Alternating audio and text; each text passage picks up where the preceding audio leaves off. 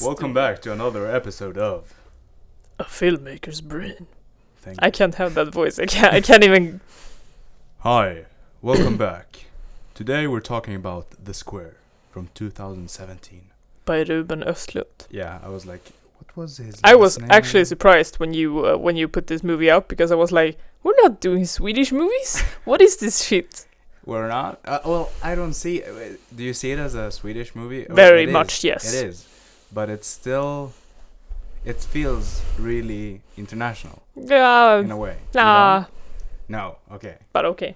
We're going to have a lot of different opinions on this movie. I can tell you already. It's good from the start. Yeah. But okay, so let's talk fastly, like super fast about that international thing, because I saw it more as an international film, but I was like, cool, I know what's going on because I'm from Sweden. You know what I mean? Mm-hmm. But I understand why it is Swedish. It's a Swedish movie because it's also based very much on Swedish media.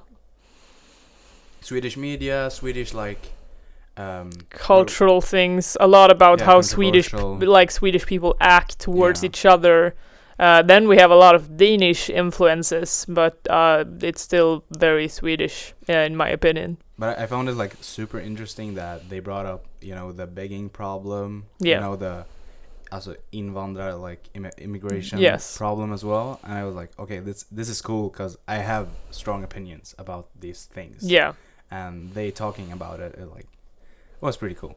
So to sum up this movie, mm-hmm. it's about this art piece that this art director is putting together with like this designer or whatever. Mm-hmm. It is called The Square, and it's a square where in the square, or like theoretically in the square, people would behave and be like, fair against each other, and everyone is equal and whatever, like all these beautiful... The art piece is supposed to make people behave differently from what's normal. Yeah. Or what should be normal. Yeah, and what this movie does is that it has like a parallel, like two storylines, basically. Yeah.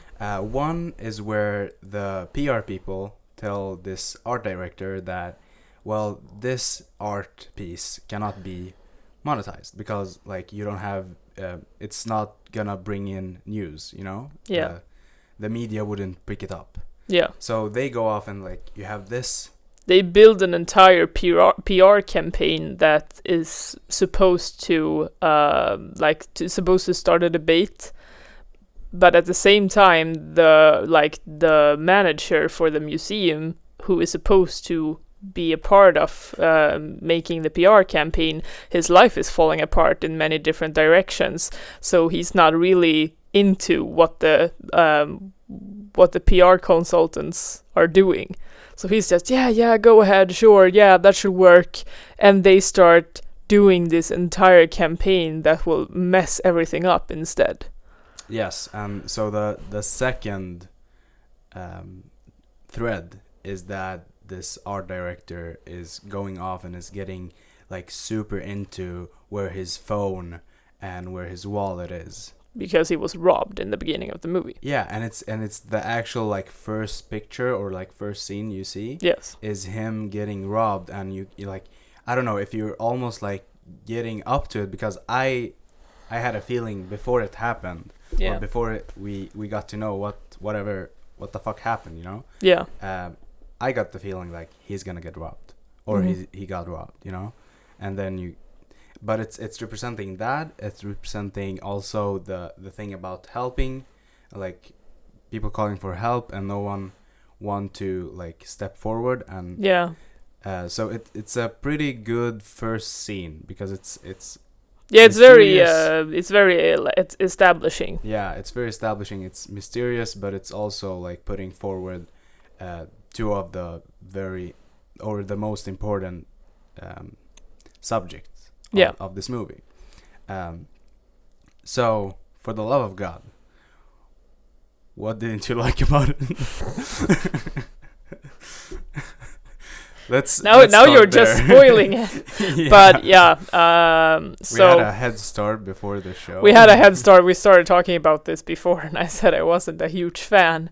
Like, fun part is to like give some kind of backstory is that I've actually met Ruben Östlund when I was in community college. He even starred in one of our super bad small short films, and he is a very talented filmmaker.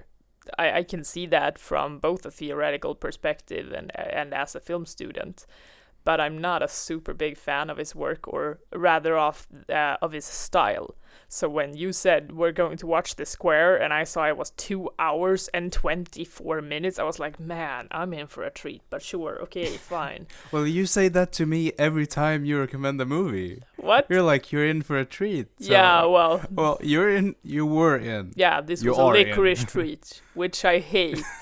No, but so the things I don't like about this movie is actually not about this movie entirely. It's about Ruben Östlund's style, because as I said, he's a very talented filmmaker. It is a good movie out of a technical Cinematic, perspective, yeah. a cinematical perspective, even a bit Artistic, story-wise ish. Yeah, Okay. artistically, it's super nice. I love the whole aesthetic about the museum and about everything being art and about people caring so much about art, because I think that's very important to take up in today's society when people are pushing art aside.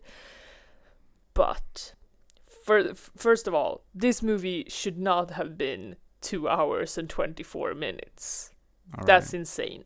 Like, for real. Because Ruben, we need you here on this podcast to talk about why it's 2 hours and 24 minutes. yeah, I have questions, man. I have answers, and I think he has as well. No, but look, so what I don't like, and this is also like if you saw Tourist that came out a couple of years ago, there are very long shots, and I can appreciate a long shot if things are actually like making a point, but I don't think there always are.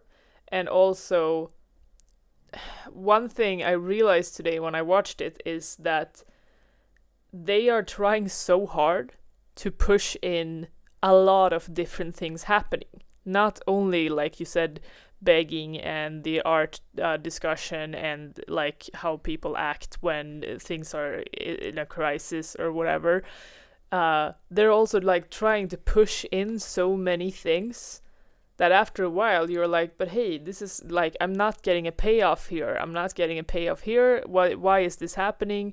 Like, for example, when Christian, the main character, he's at this staff party or whatever, and he tells himself in the mirror that a woman that he was talking to outside, I'm not going to go home and sleep with this woman. Fine, he goes home and sleep with this woman, who of some fucking reason has an ape living in her apartment. Yeah, that was so weird. And I have so many questions because this ape is not explained anywhere. No, it's not. And it shows up twice, and the only thing it does is sitting there painting with crayons or painting its face with lipstick, and I'm like, what is the thing with the ape, man? Is this like, I can imagine, I'm going to say this very fast because I will forget it, but like, sometimes I get really fun pictures in my head and I was like, I should make this into a movie. And I feel as if Ruben Östlund maybe also has a tiny bit of ADHD, and that he's also like, oh, I got so many funny pictures, I'll put them all in my new project. Okay. Because that's like, yeah, but like, I think the ape is a like super typically part of that. And also, he sleeps with this woman, and that is the most awkward sex scene I've seen in such a long time. I'm not even kidding you. I wanted to rip my head off and throw it out the window. It was horrible. And afterwards, they're standing there having a fight because she wants to take his condom. And he's like, no, I'm going to throw it away myself. And she's like, no, give me the condom. And she goes away to the bathroom. She comes back with a trash can standing there like, put your condom here. And it's super weird. And you don't get a payoff in this either, because like later when they meet again, they start talking and she's very upset that the sex didn't mean anything to him. But you don't really get a payoff from that either. You don't get like, hey, I took the condom and I put it inside of me and now I'm pregnant or something creepy like that what you would expect. You don't get a payoff. You don't get anything. So why did it happen if it's not important? I'm getting so heated up by this. Amen. Take it easy. No, take but it like, easy. Okay, so let me take over here. Okay, let me take over. Yeah. Back off of Go my ahead. boy Ruben. Okay. Ruben, get here. Come on, man. Step aside. Step back. No, but okay. So I understand your opinion for sure. But I don't respect it. Spitting on your opinion. The ape is spitting on your opinion. Okay, I'm gonna try because sorry. I don't think like I was thinking like about Tarkovsky said something like super mean about the Kubrick's 2001 Space Odyssey. Yeah. He said that it was pretentious and basically pretentious, and it was like shit, it wasn't good. I have a really hard time criticizing people that hard, giving them, or I'm not saying that you're saying something that bad about him. No. But what I'm getting at is that I will never be able to say something like that about a movie, because for me it's only about my experience, and whatever I think doesn't have to mean shit, No, but because okay, I want to make something very clear here. Yeah. I'm not saying his movie is shit. I'm not saying any of the movies he I'm made not is shit. saying that you're saying No. that. But what I want to make clear is rather that what I don't like about the movie doesn't actually have to do with the movie's aesthetics or stuff like that. Yeah. What I'm saying is purely criticism about how the script is formed, and how it in screenwriting, when I used to study that, we talked a lot about payoffs. Like, for example, that if you see a gun in the beginning of the movie, it has to be fired when the movie ends. You know what? In a movie, I'm gonna just show the gun, and nothing is gonna happen with the gun. And I'm going to kill you. First picture, nothing happens. Like, the people sit there like wondering, when is the gun gonna come into the picture? Okay, you know what? I'm going to say something super stupid, but like, super stupid. I was at this young film festival a couple years back. Yeah. And they have this movie called they have this short film called Submarine.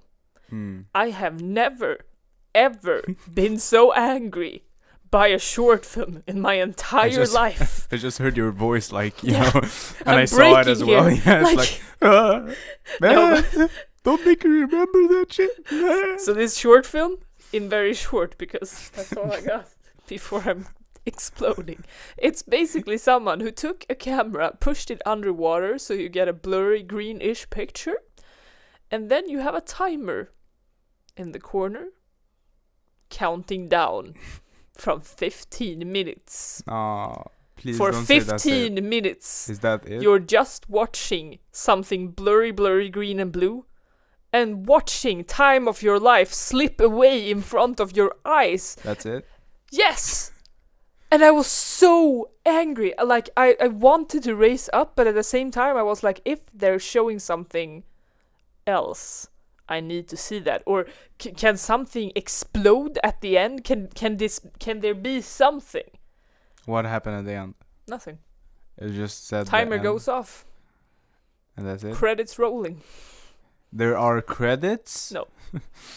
I think I don't even think they had credits. Phone. I don't even think they had credits. No. No, but so what I mean is basically, when it comes to story-wise, that if you put new things into your movie, you have to explain them. Not if it's like... Yeah, I was gonna get to like what my explanation was, but I wanted to put bases around like, opinions and whatever I say is only my experience of it, and doesn't mean that you're wrong or that I'm right. No. Okay, maybe it does, but you understand what I mean. You're going to edit in horns in my face. A little Bella, you're becoming red, and I'm getting scared. Please. You're scaring me. You're Take very it easy, scary. man. No, but so what I was getting at is okay. So first of all, it was a shock. Monkey, what the fuck is going on? Yeah. And I remember that picture. It came in, and it was like at hip level, and I was like, okay, so I guess the feet of whoever comes into this corridor is gonna be important, or it's a child coming in, right? Because I was like, you will not be able to see the face of whatever person comes in. No. And then a monkey comes in. So that was like a bit of a shock. You didn't know where you were, what's going on. And I think that's a part of the whole thing about not that it's a shock in every scene, but you know that with the scenes being long and shots being long is to make you think extra hard. And also going down to the pace of reality. I think that's his way of just communicating the pace of reality. Yeah, and the thing was, like, I was talking to Jonas about this movie because he hasn't seen it yet, and you know, he started asking me what the things was that I didn't like, and I said they're so long, there are so many long scenes, there are like, and suddenly he starts smirking at me, and I'm like, yeah, I know I have a shitty attention span, thank you very much. No, but like, I get that. True. I get that it's like, it's hard to capture every viewer, of course. Yeah, and but if you choose exactly. this as your style, I think you have to be very precise with and I what think you he do is. with that. And I think he is. I think he's he is very in many deep. times. Yeah. I don't think he pulls it through everything. Well, yeah, maybe. You go, But- let's agree to disagree. Yeah, let's agree to disagree, because I found it like now like, oh my god, we put so much time just into this one thing. Yeah. But I think it's actually like really good presentation for the entire film, just this conversation that we're having. Because yeah, there are films that are really, really, you know, slow, and I like slow movies. I don't have trouble with them. But for example, the sex scene, why it's really long and it's really awkward, and you wanted to blow your fucking head, right? Yeah, so I think he succeeded there because I think that's what he wanted. I don't think so. No? I think it was like, yeah, the awkwardness. You but think that he was also- standing there, I'm directing the most passionate sex scene of the He was like, oh 2020s. yeah, oh yeah, go on, Yeah, go yeah. on. Oof, Oh, I oof. feel so... I hope not. I really hope Sorry. not. If that's his version of was hot like- passion, It was like, I yeah, don't wanna that's be there. really correct, guys. You put it on the spot. Ruben, if we're right, put it in the comments. No, but I think it's partly the awkwardness, but also like just giving you a moment to step inside that moment for him, Yeah. and how casual, but like how, you know, how every day it might seem, you know, Right. and giving you like a short look into like his perspective of it, you know. Yeah. But then it becomes about this trash and, you know, the sperm, and he wanted to keep it because, for me, he's ignorant. He thinks that he's some god, you know, in a way, that he thinks too much of himself. Okay. Because why would you, like, you need to be very, very fucking, you think that you're fucking god if you're gonna, like, be, oh no, I need to keep my sperm so she wants to have my baby, you know? You know what I mean? Yeah. So sure. for me, that gave me a look into that character and how his mind works, because that's a really deep thing that they're talking about throughout this movie. Yeah. Art, what it represent, Power. and then art, what it represents, and reality. Because art Right. in many forms can say like, oh, peace, or like this idea of love, or idea of you know, whatever subject you're having. In this one, you're talking about peace and equality, right? Yeah. And then, but it doesn't look at what reality is. And I think maybe Ruben is saying reality is more complicated and just than just a beautiful idea in a white privileged community. You know what I mean? Yeah. Yeah. Well, in this square, everything is awesome. Yeah, and I think it's Everything super is fun. nice. Like I We really, are Swedish. yeah. I actually think it's I am super fun. I don't. However, they say all the time that the artist isn't Swedish. If I got Is the not. right. Yeah. No. However, the Swedish but yes, part it's is a not very important. it's a very Swedish art piece. It's Yeah. very Swedish by like I'm drawing a square here on the ground, and when you stand in it, you have to be nice. I think I'm talking about art, like in general. Yeah. You know, art can be so much like, and it's a lot about money as well. Especially about modern art. Yeah. Because modern art today is like, okay, so short insert of a story here. We have this. My father used to tell me this story when I was younger that in the modern art school of Stockholm, it's very hard to get in there. Konstfack, as it's called. Konstfack. Konstfack. But so this guy realizes the same day that he has his interview that he didn't file his, Tests. because you gotta show what you've done before and stuff. So he takes out this rain boot and he fills it with soil and a flower, and then he just sprays the shit with ketchup. And Alright. he goes up to his interview and put it down on the table in front of the jury, and he goes, "Life." No! It's a boot with ketchup in Did it. he- It's not did he get life. in? Yes. Okay. And the funny part is that a couple of years later, we told this story to our friends, me and my sister. And there's this girl, and she goes, "Yeah, that was my dad." That was an awkward moment. That was a really awkward That's moment. a really good story. Yeah, That's it's a funny. really It's good funny, story, but yeah. like, and that says a lot about modern art today, because we have some super, super talented artists today. Yeah. And basically, yeah, anyone can be an artist. Anyone should not be an artist. Like, that's the difference. Yeah, and I basically. think Ruben is like criticizing the shit out of that. Yeah. So I don't think it's about people caring about art. I think art being pretentious, Yeah. and it's not solving the real problems Yeah. in that way.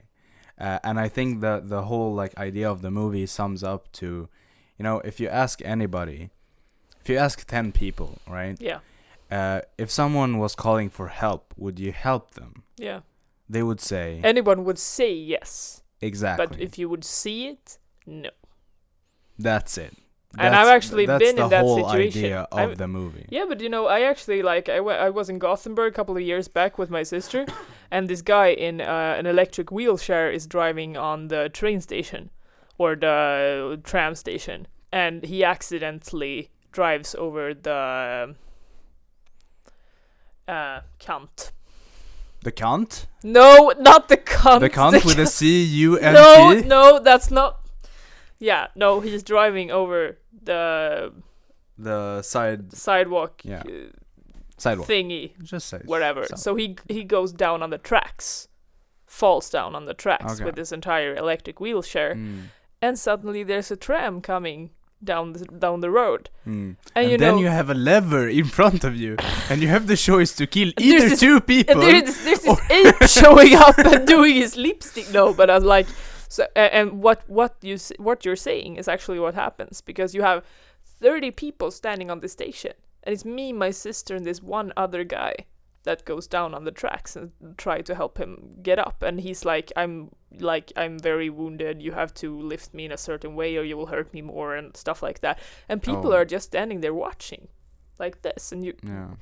Hey, what is this kind of society? So, like, I get what you're saying, and also, like, as I said before, I But don't think this is a bad movie. No. I don't not like it. There are things that I'm not agreeing with, because I see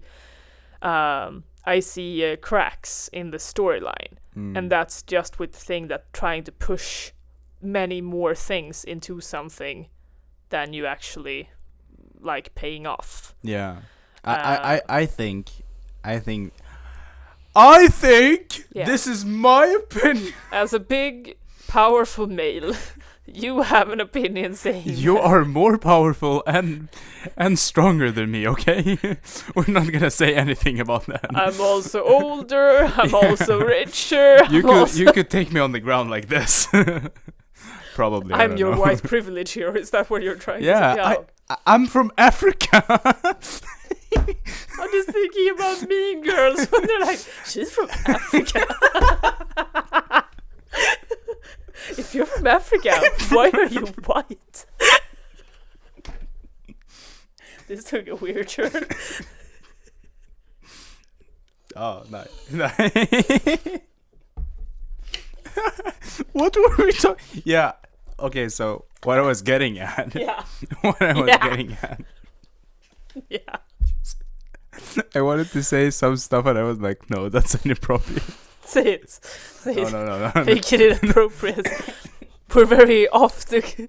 What I was getting at is I think that the things that you found like as a flaws or something like that were just his way of telling this. Yeah. Like this is his language. Yeah. But then like if it's entertaining or not, that's well. No, but can we also talk about the music in this movie? Because it's very, very frustrating. I didn't. What? I didn't like give it attention. To You did not give attention to the classical music that eggs everything up all the time? Or I remember in the car. I thought the car scene, like when The they were. sex scene is more awkward because they're also playing classical music with violins like this all the time, and you're like, why? There are so many places in the movie where he actually like makes things worse. Like they're already hard to look at. They're already uncomfortable. They're already making me anxious, nervous, and angry. And then he puts in music that makes it worse. Why? Well, I found like my opinion. we need to finish this off. Your big African opinion. Damn. Do you have problem with my people? No, End this now. My opinion is that what I saw in this movie that he's really mastered his language. Yes, he's built a very, very clear like aesthetic to what he does because it's very alike. Sterile. Yeah, and it's very alike with Tourist as well. It's very sterile areas. It's very echoing. It's very, very clean. Everything. So I will not even try to criticize that. It's like I said. It's basically he had this like bag of candy and he could not pick the pieces. So he's just pushing more and more into... Pick the goddamn pieces, man. Yeah. And with that, thank you so much for listening to this podcast. We hope we can see you again in next episode. Bye bye. Bye guys. Next week we're watching... What do I say? Vanilla Sky.